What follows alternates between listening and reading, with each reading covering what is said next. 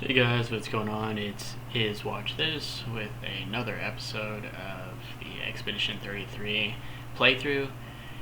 Point of me doing this is to help people find some items, basically clear the game to a certain percentage of completion, of which I'm doing. Find some difficult bosses, learn how to beat those difficult bosses, and learn some information along the way, hopefully through the comments or the community. So right here, this is where we left off our last video.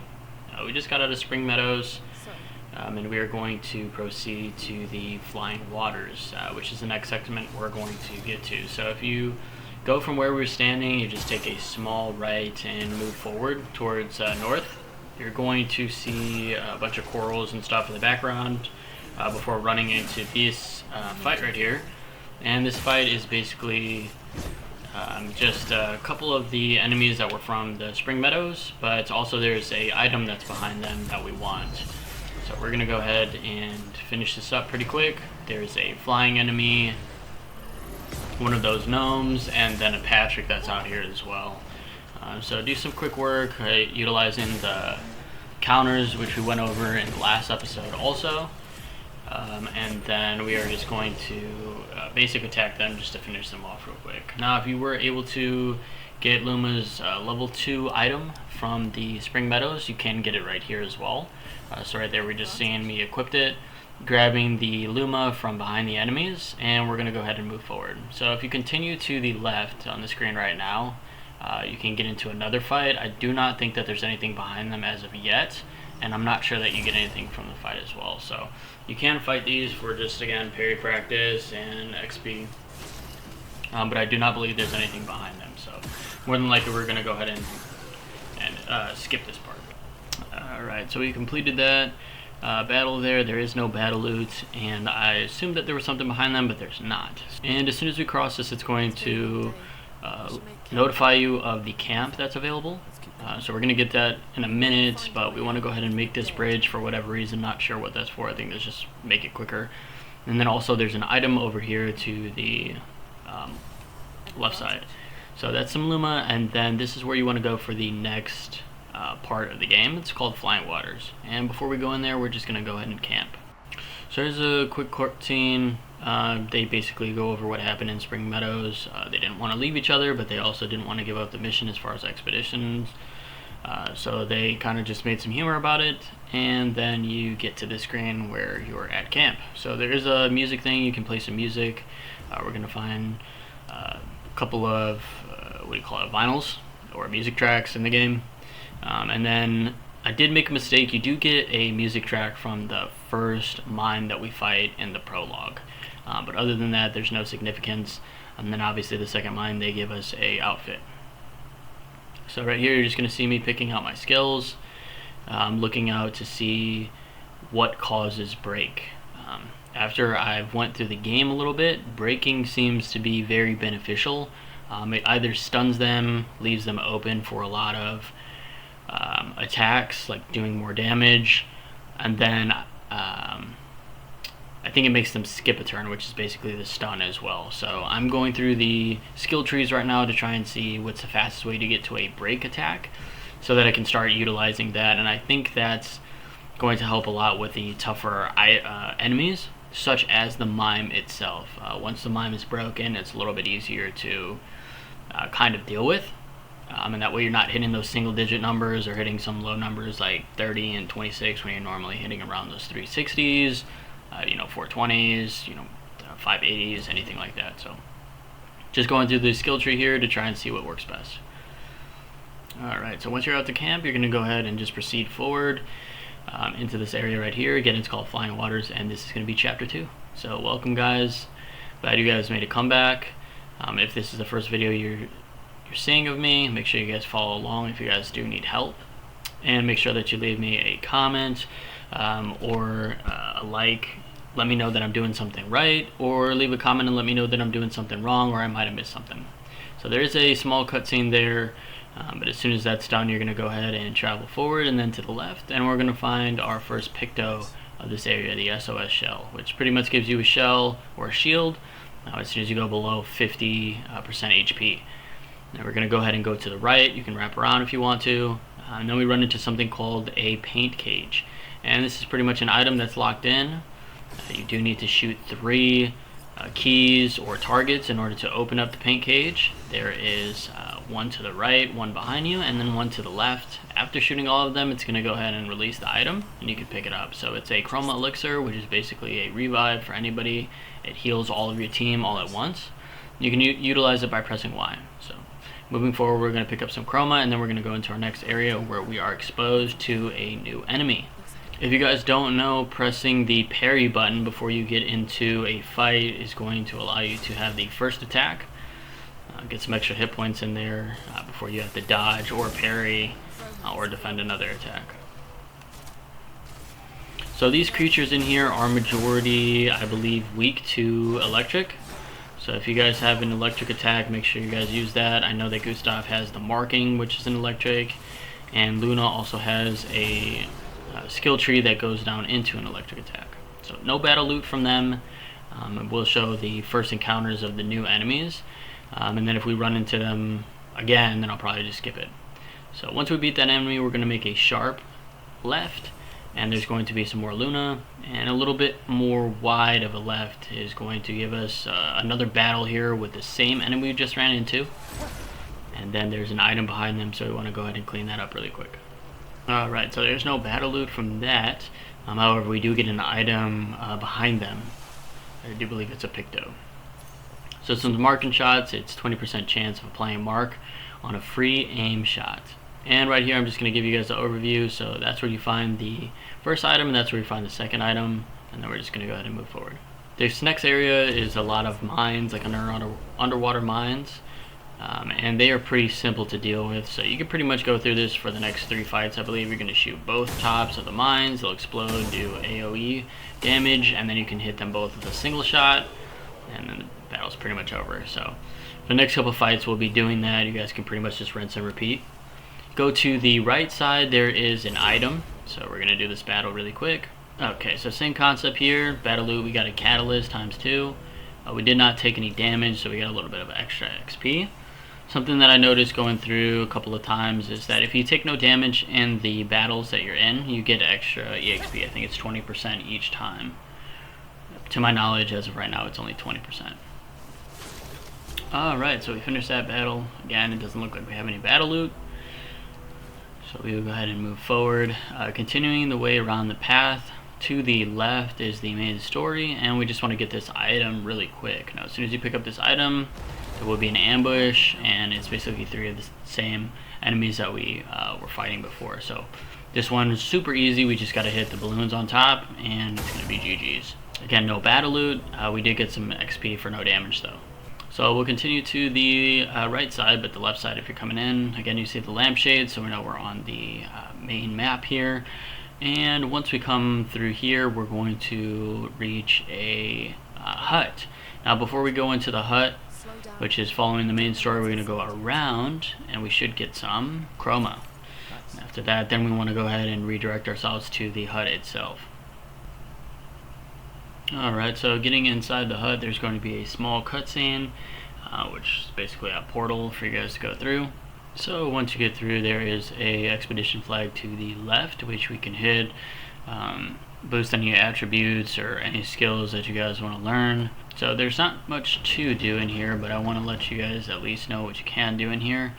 The doors are all locked as of this time, but if you go into the main dining hall and you go to the right, there is a little bit of a secret in this area. So you're going to want to turn this wall hanger upside down, whatever it is, and then go to the left side. There's a piano here. You can mess around with the music, but there's one more on the left side, so you want to flip that one up. Go across to the other side of the diner, which is on the left side now. And there is one right above the area that we'll be going next, so flip that one, and then the last one is towards the back. Flip that one, and then it opens up a secret door, which pretty much replicates my room as a young child. Go ahead and grab this, which is another music disc used at camp, and that's pretty much the only extra that I found in this area. If there's another one, you guys can let me know. The main reason why we're here though is for our next teammate, and she is going to be up and to the right, and you will find her in this glowing room. Now in the cutscene, you'll basically give her a hug, tell her sorry, stuff like that, and then the person that was watching over her, or the Navarre that was watching over here, will appear. Luna will say something about the chroma that's around him. It doesn't look regular. So before we leave, we just want to learn some skills, give her some attributes, catch her up to speed with the other party mates, and then we'll just go ahead and leave. Once we leave, there will be a fight that we need to do. Alright, so once we're done upgrading Melee, we'll just go ahead and try to leave the area. The curator is going to give us basically a tutorial of other fights that we'll go into. It's basically like a jump and a counter attack. So just some quick lessons on that really quick, and then after you guys finish this fight, you guys will move on. So alright, so that fight's pretty basic. Not a whole lot of things to do there other than just kind of get familiar with the mechanics again.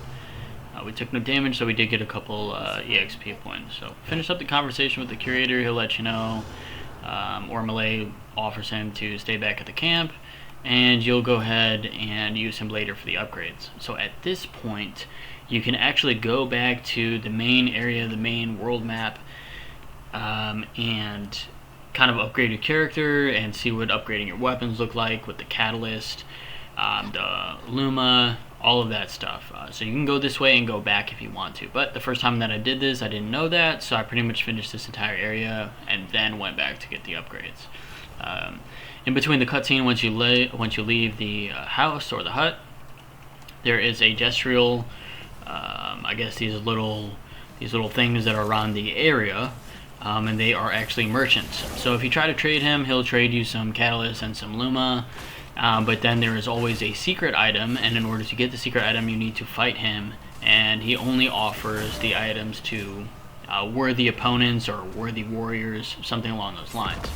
So once you defeat him, he'll go ahead and give you that special item that he was hiding, and that's pretty much how the merchants are going to work. So no battle loot or anything like that. We did get some extra XP, and then you can see that the exposing attack is the Piquette, or the Picto, I'm sorry, the Picto that you are able to obtain. So some catalyst and some Luma there. If you guys are following me along to the T, you should be able to afford everything I did. So another expedition flag.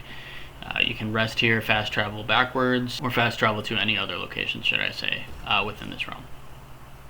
Okay, so after that you want to make sure you go around the hut if you just went into the hut the first time, and just make sure that you get that chroma behind there.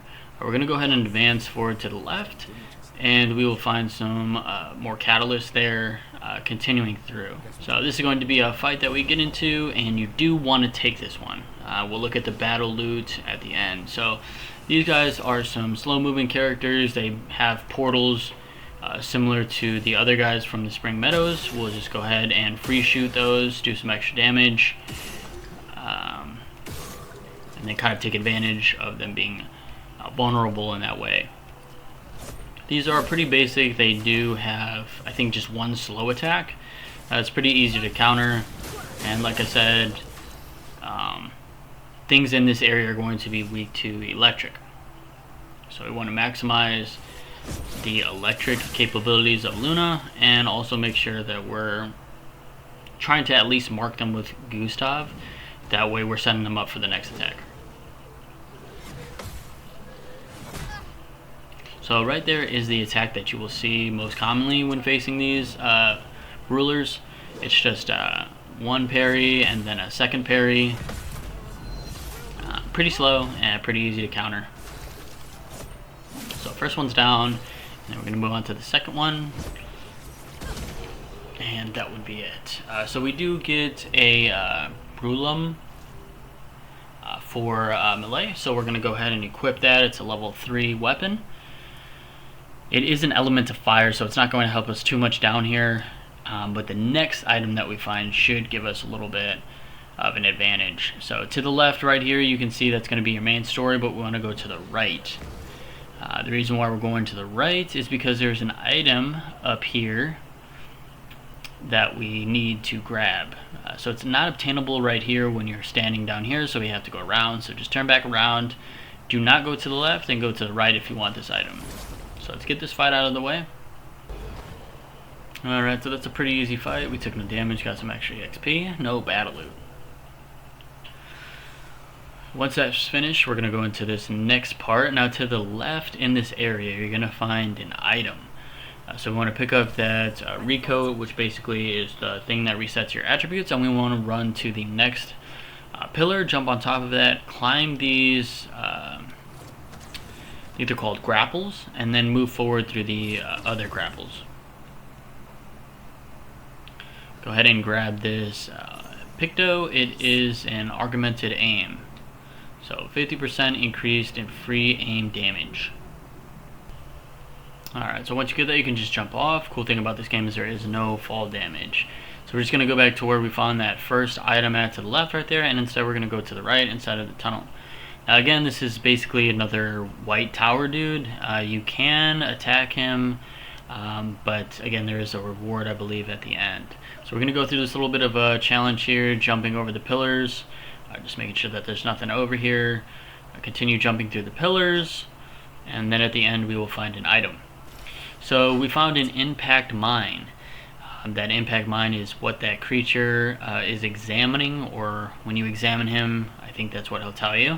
So we just want to run back over to him and then give him the impact mine, and he will give us a very cool beneficial item just for this area at least. Cool. So they gave us a new weapon for Luna, and this is an element of electricity. And since everything is weak to electricity down here, we have a basic weakness attack. So her basic attack will automatically give them weakness along with any other buffs that she has. So now we are going back to where the left side would have been the main story. We're going back up to the main story. We'll make quick work of this battle here. Alright, so no battle loot from that. We did want to get that out of the way to get to the main story, so we're going to go ahead and proceed. As we go down the path, you're going to run into a much bigger enemy. He is foraging on an anvil, so we can go ahead and make quick work of this attack. It is a new enemy in this area. He does have 2 shields, a couple different attacks. He has a double attack that will stun one of your enemies. He has a jump attack. And then he also has a ability to shield him or the other people that he is fighting with. So the enemy to the right there, we already know what he does. And then we're just going to go ahead and show you how I defeat this crueler. So right here, this is a jump attack. You have the opportunity to counter it. And then we're going to go ahead and hit him with a marked shot. He is also weak to electricity, so you see him being marked, also the weakness. Luna is going to use some electricity as well. And you're going to see the weakness, and then he falls. So we get a level 3 weapon for Gustav from beating him, which is why I recommend the fight. If we go around the anvil, we will pick up some more catalyst, and then we just want to go ahead and proceed along the path here. But as you proceed, you'll run into an expedition flag, so you can hit that and you can rest up. If you guys leveled up in between now and the last flag, you can go ahead and get some attributes. You're going to go ahead and head to the right and get a Picto, and then go right across, you'll find some more chroma. So right where we just picked up that Picto, just right across, we're going to run into the chroma. So continue down here. This dude's going to bust through the wall like the Kool-Aid man. We shall make quick work of him as well here. Great. So we didn't take any damage during that fight. We got some catalyst and some battle loot, and a little bit extra XP. So once we beat them, we're going to walk down the path that he busted out. Go into the left-hand side, get a Picto. It looks like rewarding mark, 2 APs for doing damage on a marked enemy. And we're going to go to the left, which is guarded by another enemy that we've done before. So let's go ahead and get this battle out the way. Excellent. So that one's finished. We learned some Pictos while we were in that fight, and behind the enemy is some Luma. So after we get that item behind that enemy, we can drop down off the shelf, get some chroma, and then we are back in the same area. So after we grab that last item, the chroma, we're going to go ahead and go to the left and proceed. So to the left from here is going to be the main story. Down here, we're going to go ahead and try to get another paint cage. So follow these grapples. At this point, we will see the paint cage and also 3 of those rulers guarding the paint cage. So this fight is a little bit different. There's 3 rulers. They all have 2 shields. So I always free aim and try to break the shields and then focus on one, and then pretty much just, you know, rinse and repeat each and every single one. My best strategy for these is just to stay focused on one. Once you kill one, that's 1 less attack that you have to deal with. Once you deal with 2, that's 2 less attacks you have to deal with, and so forth and so forth. So just go ahead and give you an example of the attack that will stun you. If you miss that last attack, he will stun you. I'll show you another jump attack here, and then I think the last ruler is going to go ahead and try to shield them up again. So those are basically the 3 attacks that these guys are going to do. So I'll go ahead and jump forward at this point. That way you guys have an idea of what your attacks looks like. Alright, so we took no damage during that fight, so we got some extra XP. No battle loot, but we do have this paint cage. So there's one right in front of it, there's one on a mine, and the last one's going to be to the upper right side of this little cliff. It's going to go ahead and unlock a revived tint shard. If we can continue around, we're going to find more pillars, so go ahead and do this obstacle course.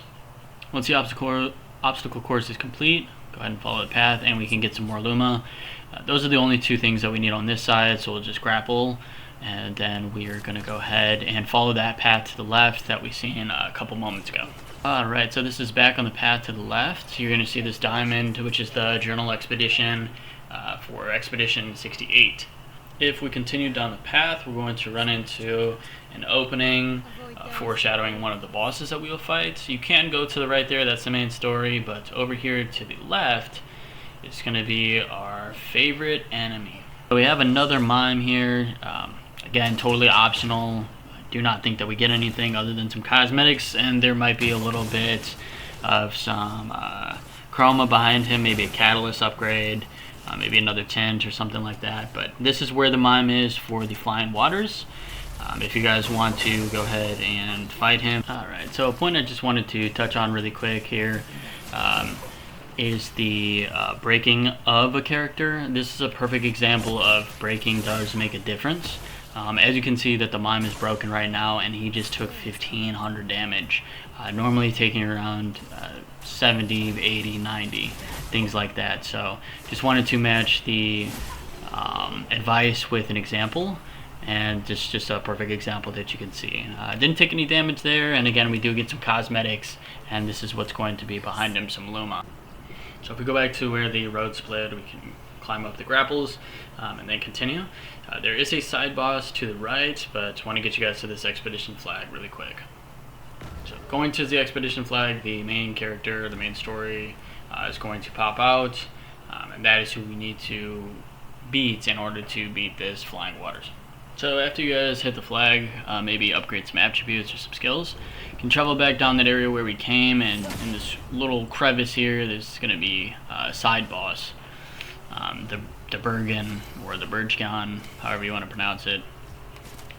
He does have a couple attacks that are pretty simple. He has a slamming attack, which does anywhere from 3 hits to 5 hits. You can parry each one in succession to counter him. He does eat your teammates, much like my ex from my high school. And then the last thing he's going to do is he's going to spit acid on you, which allows you, which disables you from gaining AP. So you won't be able to gain any AP if the acid hits you. So right there you can see that he ate one of my teammates. Now I did try to swap him out and remove.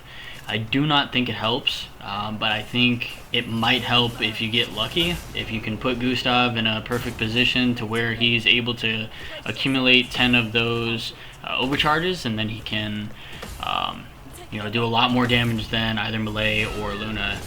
Specifically for this, just based on the fact that he is weak to lightning.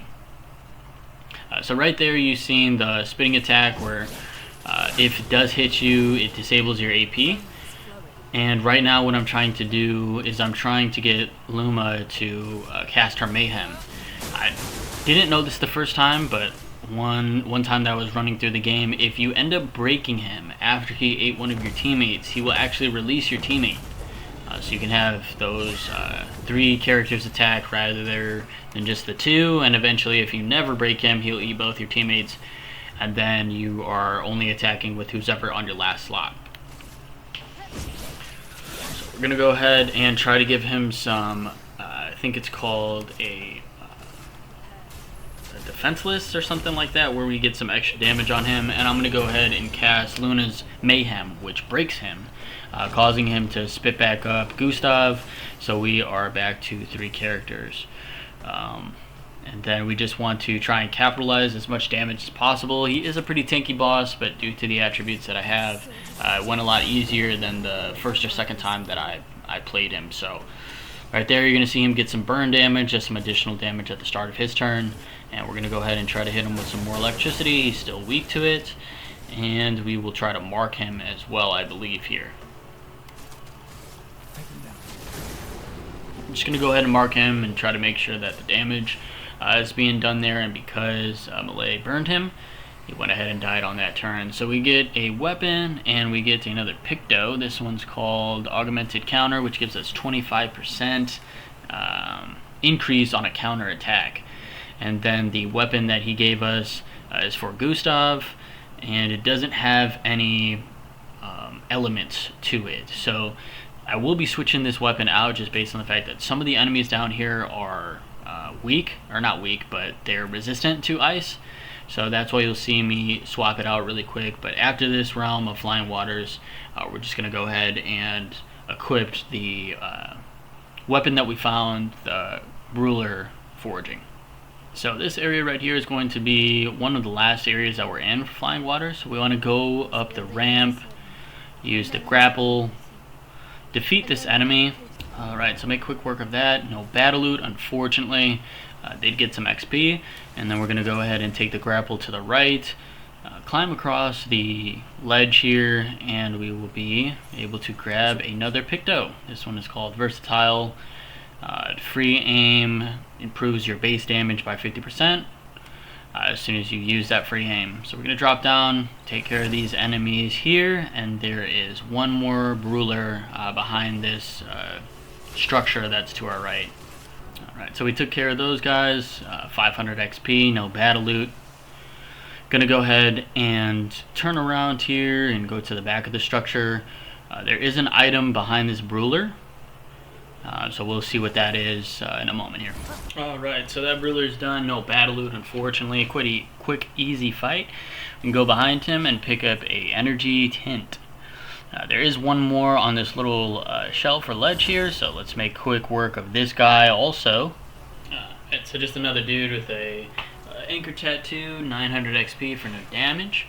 Just going to go ahead and spin around here and grab this item that's on this ledge, and we can go ahead and advance forward. So we are back at the expedition flag at the beginning here. Just want to make sure that the instruction is clear.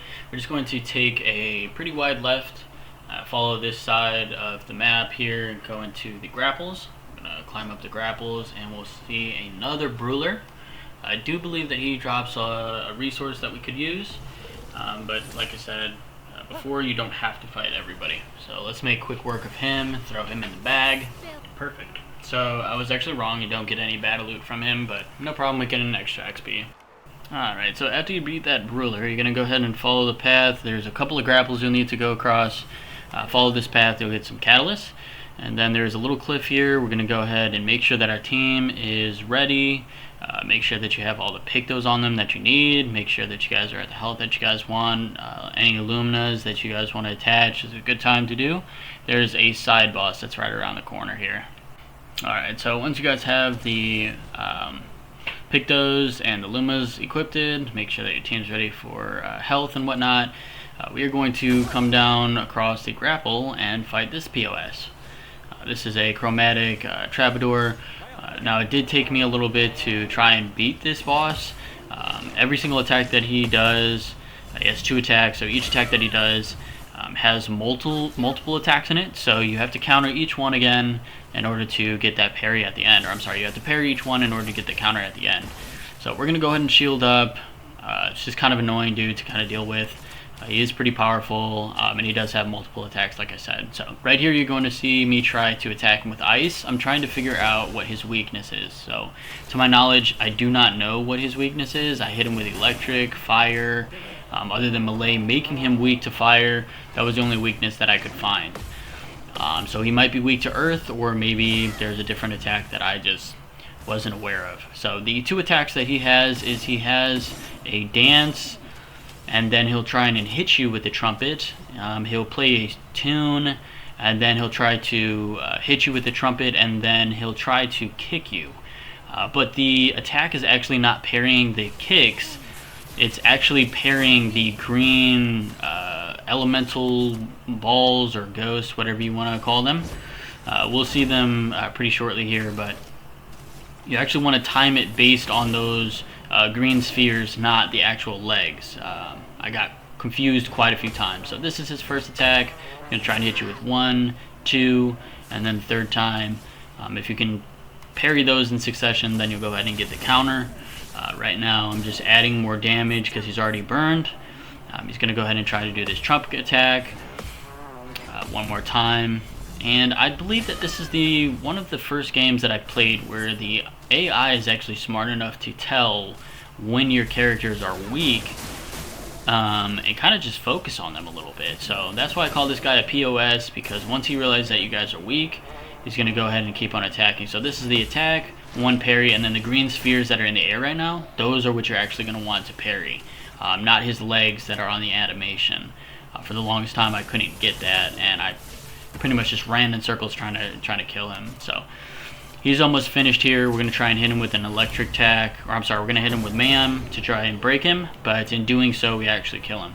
So he drops us a level 4 item for Luna. It's going to be a weapon for her, and he'll drop some additional items like a catalyst, I think one more item as well. So we'll go to the left here, pick up that catalyst, and then we're going to just go ahead and make our way back to that expedition flag where we will see the flying waters out. Go to the main and last boss here.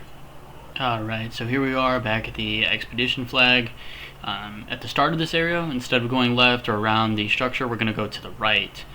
Follow the lamppost down this path, and we're going to go ahead and see another expedition flag. This is just basically used for a quick travel, I think. So go ahead and rest up. If you haven't done any attributes or skills, you can do that at this time. We go ahead and go towards the field of flowers in the flying waters, where we're going to go ahead and find our last main boss here. So this is the last boss of this area, Gabloo. Just going to go ahead and bounce that ass because he likes big booty hoes. Just 3 parries really easily, and then you guys will do a counter. Melee is going to be our free shooter because we did give her a Picto that allows her to get a 50%, or I'm sorry, I think it's a 50% base damage bonus after she hits a free aim. So we'll be showing why we use her in this battle. But other than that, she's still weak to electricity, so we're gonna try and get Luna to that Mayhem so we can try and break him and do some extra damage. So right there you've seen Goose Dog give a mark, and here she's going to try and spawn these flowers. Now you don't have to, but you are able to free aim and shoot these to try and stop him from powering up. If you don't shoot them, I think on the next turn or the next 2 turns he's going to go ahead and use them to power up. Now he can do this in succession, so if he does it once he can do it twice, and then on the next turn then he'll just absorb 2 of the pairs of flowers. And I guess that gives him extra damage or extra health. Just some sort of stat boost is what I've seen. So again, we're going to go ahead and hit him with the electric and the mark. He'll do the same attack, pretty easy parry. We'll do some extra damage. And then I do believe that it's back to our turn. So trying to get some extra damage here. We're going to make him weak to fire before we do the spark to try and burn him. Using melee. And then we will try to finish him off fairly quickly here. So Or I'm sorry, he was already burned, so we just used an attack that gives us a bonus if he is burned. So he does have a slap attack, and right before here you'll see him try to take energy from the flowers, but they were shot, so he was unable to do so. We'll go ahead and mark him, or I'm sorry, we're going to go ahead and do an overcharge, and with the overcharge we're going to go ahead and break him. Do around 2600 damage, so he's pretty weak at this point. We're going to go ahead and cast an electric spell here from Luna. His health is pretty much gone. And with Melee having one more attack, we'll just go ahead and make sure that we use that 200% damage dealt, and finish him off. So we did take no damage. We also got an achievement. We got a Shape of a Health, some Polished Catalyst, some Chroma Catalyst, and then some Chroma itself. So that's going to be it for that boss there, and we are at the end of the Flying Waters. So thank you so much, guys, for sticking around. If you guys made this far, hopefully this was helpful. Hopefully I helped you find some items that you guys weren't able to find. Hopefully I helped you get some strategies for those bosses, those side bosses, and at least show you around the map so you guys aren't lost like some of the comments I was saying. Again, guys, thank you so much for watching. If you guys liked it, leave me a like. If there was something that I missed or something that I could do better, you guys can go ahead and leave me a comment. And of course, if you guys want to stay in tune, make sure you guys subscribe for the next episode. It is Watch This. Thank you so much for your time, and we'll see you guys later. One thing I did leave out is this is the part as soon as you get out of the gold house with the curator. If you go back to the map, the world map, and you camp, you can come back to this curator and upgrade your weapons or take advantage of those lunas. So first time I ran through this, I didn't come back to camp until I finished the entire Flying Waters. But once you get out of that gold hut after you finish the training for the drum counter, you can come back here and you can upgrade those weapons. So just wanted to make sure that you guys catch that. Again, guys, thanks so much for watching, and we'll catch you in the next episode. See ya.